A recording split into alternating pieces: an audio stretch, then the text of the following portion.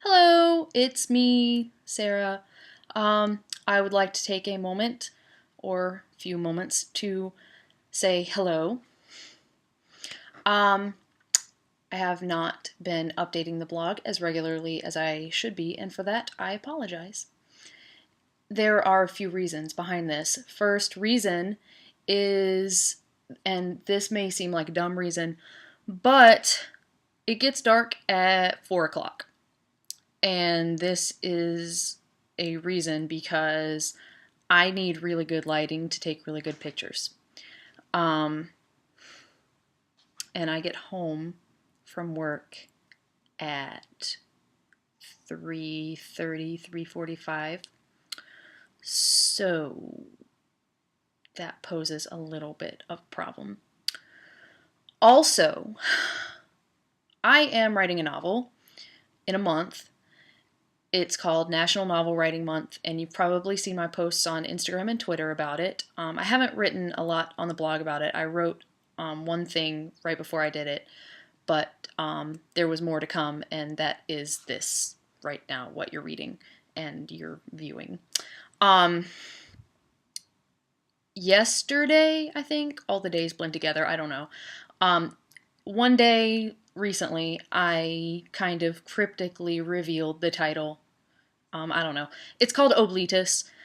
I'm just going to cut to the chase here. It is a very crappy book, but I got a handle on it, so it's going to be less crappy. But the thing is, and I'm not saying that for any kind of validation, I'm not trying to get people to be like, oh, I'm sure it's great, because it really is crappy. It's crappy because 30 days is not the good time. It's not a time period where you write a good book. You can't write a good book in 30 days. You write the framework for a good book in 30 days, but the point of NaNoWriMo is to write the framework, the meat, the skeleton for your book.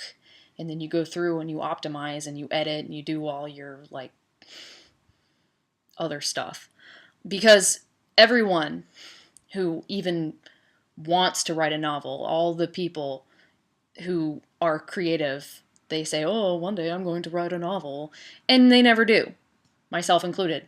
When I was a teenager, I started on a novel and I stopped because it was hard. It's really hard to write a novel. I left my manuscript on a plane. I actually did start writing a novel when I was a teenager because I got all big-headed and I said, oh, this is so easy, a teenager can do it. I actually did start, but I left it on a plane, and then I never started back because it's hard. I'm going off on a tangent here, but my point is, it's hard. But I wanted to talk about it because A, that's a reason that I haven't been updating the blog, and B, if there are any readers of the blog who also would like to write a novel, I can tell you that it's hard, but it's doable. So here are some things that I've learned along the way that might help you out a little. A good thing to remember about writing a novel is that you need to have characters, and you need to have a character, and a good thing to remember is you just have a character, you put your character in a tree, and then you find a way to get your character out of the tree. If you can do that, that's a novel. Don't take it so literally, of course. And if you do that, you'll be fine. Another good thing to remember is that it doesn't have to be perfect. A lot of the time, you start out with an idea, and it has to go the way that you want it to go, and it has to do what you want it to do in your brain, and it has to be this way, and then you start writing, and it just goes in a completely different direction once you actually sit down and either write it out physically or start typing away. And this is what happened to me, you just sit there and you're like, this is horrible. This sucks. I hate this. And then, you give it to someone else and they're like, wow, this is great. I love it. And you're just like, I don't. It's okay. Another thing that I learned, and I think this is the most important lesson of all, when I was growing up, I was a big fish in a small pond with writing. Writing was my favorite thing to do. Before running, writing was it. I didn't have a lot of things. I was the oldest of 4 kids. We didn't have a lot of money. We didn't do anything. I lived out in the country. My mom never took me anywhere, so writing was it. Writing was my favorite thing to do in school. Writing was my hobby, my passion, my catharsis, everything. And I always knew in my heart and in my brain, everything, that I would grow up to be a writer.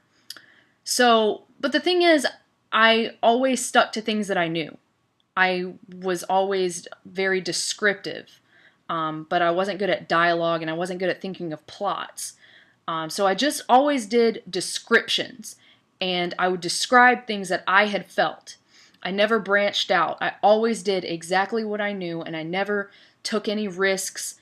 I was always very careful. So I was always really good, but I never took any risks. So with this book, I've been taking risks because I realized that no one can tell me I'm wrong. I've really just been faking it till I make it, because no one can tell me I'm wrong. No one can tell me, oh, that's an incorrect description of that. I'm sorry, no. No. No. No one can... No one... I'm being vague here, but I guess I'm just setting it up so you need to read the book. My point is, take risks.